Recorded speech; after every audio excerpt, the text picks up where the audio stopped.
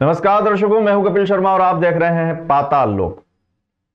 10 साल 100 करोड़ से ज्यादा खर्च और अब सरकार खुद कह रही है इंदौर बीआरटीएस फेल हो गया है।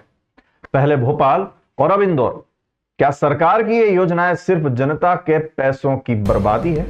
और सबसे बड़ा सवाल, अगर ये प्रोजेक्ट गलत था तो इसे बनाया ही क्यों गया?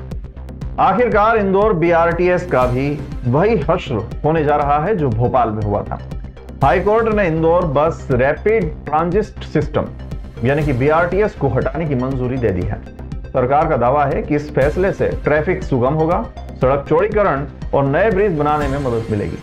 लेकिन असली सवाल तो यह है कि क्या बीआरटीएस से वाकई ट्रैफिक की समस्या बढ़ी या ये प्रोजेक्ट ही शुरू से एक नाकाम योजना थी?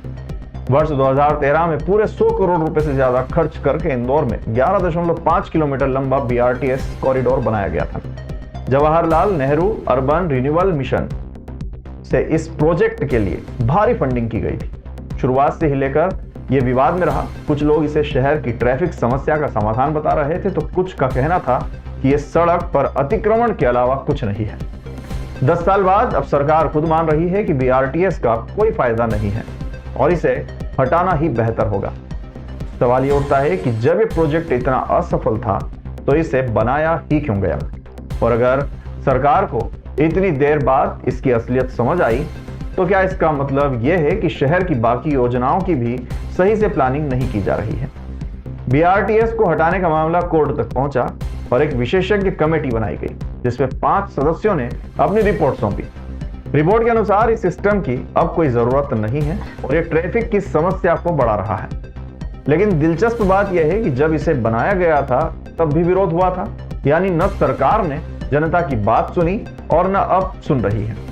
अब सवाल उठता है कि बीआरटीएस हटाने से ट्रैफिक की समस्या हल होगी या फिर करोड़ों रुपए खर्च करने के बाद सरकार बस अपनी गलती छुपाने के लिए इसे खत्म कर रही है? क्या यह फैसला जनता की सहूलियत के लिए है या फिर सिर्फ अपनी नाकामी पर पर्दा डालने के एक तरीका? बीआरटीएस हटाने की घोषणा मुख्यमंत्री मोहन यादव पहले ही कर चुके थे और अब कोर्ट की मंजूरी भी मिल गई है। 28 फरवरी से इस सिस्टम को हटाने का काम शुरू हो जाएगा। लेकिन बड़ा सवाल यह है कि इस फैसले के बाद इंदौर की बाकी योजनाओं पर भी सवाल उठेंगे। क्या smart city project, master plan और बाकी इंफ्रास्ट्रक्चर प्रोजेक्ट्स भी ऐसे ही असफल साबित होंगे?